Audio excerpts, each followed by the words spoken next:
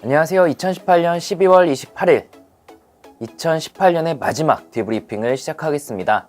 오늘은 주간 주요 이슈들을 살펴보도록 하겠습니다. 먼저 암호화폐 시장 동향입니다.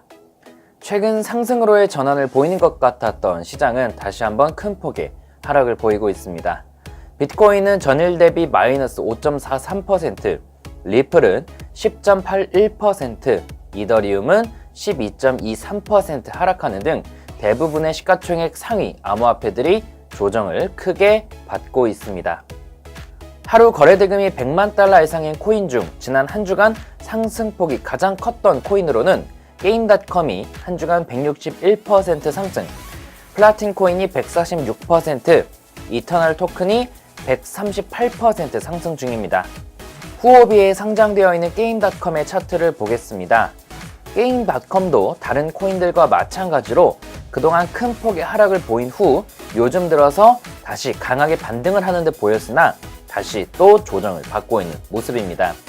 플라틴 코인과 이터널 토큰은 대형 거래소에 상장되어 있지 않은 관계로 큰 의미를 둘 필요는 없을 것 같습니다. 거래대금이 받쳐주는 코인 중 주간 단위 상승폭이 플러스인 코인은 트론과 이더리움 정도라고 봐야 할 것 같습니다.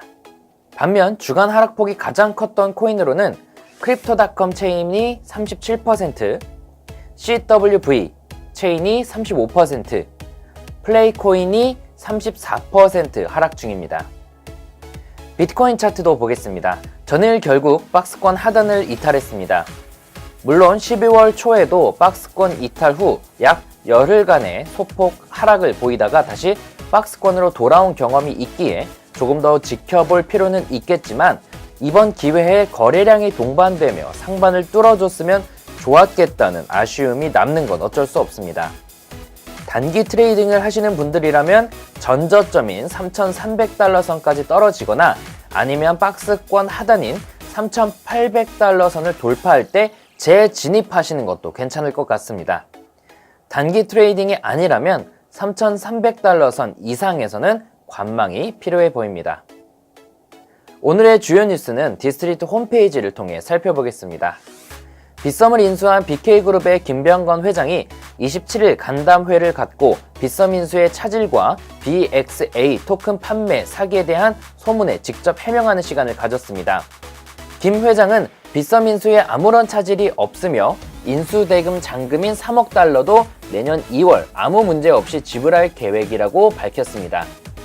또 해외에서 발행 중인 BXA 토큰은 오렌지블록이 주관사를 맡아 해외에서만 판매되고 있으며 국내에서 판매한다고 말하는 곳은 모두 사기임을 확실히 했습니다. 인도 경제일간지 더 뉴 인디안 익스프레스에 따르면 인도 정부가 학제간 위원회를 설립해 암호화폐 조사를 진행 중입니다. 미디어는 해당 위원회 회의에 참가한 고위 관직자를 인용해 이미 2차례 회의를 진행했으며 암호화폐 완전 금지에 대한 반대 시각이 보편적이다. 강력한 조건을 전제로 한 암호화폐 합법화가 필요하며 구체적인 방법을 상의 중이다 라고 전했습니다. 인도는 지난 7월부터 중앙은행의 암호화폐 금지령이 발효됨에 따라 은행의 암호화폐에 관련 업무가 금지됐으며 해당 금지령에 대한 공청회가 오는 1월 15일에 열릴 예정입니다. 블록체인 데이터 플랫폼 코인일스에 따르면 비트코인 법정화폐 마켓 중 일본 엔화의 비중이 미국 달러를 제치고 1위로 올라선 것으로 나타났습니다. 약 49.70% 규모입니다. 미국 달러 비중은 약 45.87%를 기록하고 있습니다. 한국 원화가 그 뒤를 이어 2.61%로 3위를 차지했습니다. 해당 데이터는 실제 거래 시장 상황과 일정한 오차가 있을 수 있습니다. 검찰이 암호화폐 거래소 업비트의 송모 의장 등 임원 3명에 대해 조규모의 가장 매매와 수백조 규모의 허수 주문, 그리고 봇 프로그램을 이용한 회원 기망과 대금 편취 등의 행위가 일어났다며 사전자 기록 등 위작 및 사기 등의 혐의로 지난 18일 불구속 기소했다고 21일 밝혔습니다. 업비트는 검찰의 발표 이후 바로 혐의를 부인하는 내용의 공식 입장을 내놓았습니다. 가장 매매, 허수 주문 또는 사기적 거래를 한 사실이 없으며 보유하고 있지 않은 암호화폐를 거래하거나 이 과정에서 회사 및 임직원이 이익을 취한 것이 없다는 내용입니다. 양측의 주장이 팽팽히 엇갈려 향후 재판의 추이에 이목이 더욱 집중될 전망입니다. 이 외에 자세한 내용은 디스트리트 홈페이지에서 확인해 주시기 바라겠습니다. 2018년도 너무나도 고생 많이 하셨습니다.